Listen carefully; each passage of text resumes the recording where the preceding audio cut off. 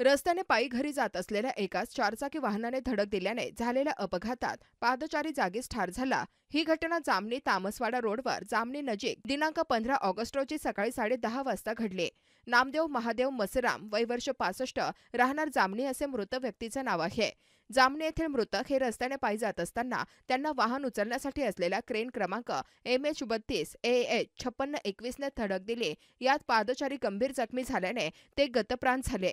घटनेची माहिती मिळताच रुग्णमित्र प्रज्वल लटारे यांनी घटनास्थळी धाव घेतली।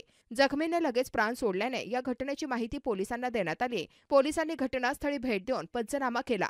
मृतदेह उत्तरीय तपासणीसाठी पाठविण्यात आला। या घटनेची पोलिसात नोंद आहे। जुनापाणी चौकात अज्ञात वाहनाच्या धडकेत महिला गंभीर जखमी। अज्ञात वाहनाने धडक दिल्याने सायकलस्वार महिला गंभीर जखमी झाली। ही घटना जुनापाणी चौकात दिनांक 15 ऑगस्टला दुपारी 2 वाजताच्या दरम्यान घडली। ज्योती बावणे वय वर्ष 48 राहणार कार्ला चौक वर्धा असे गंभीर जखमी झालेल्या महिलेचे नाव आहे।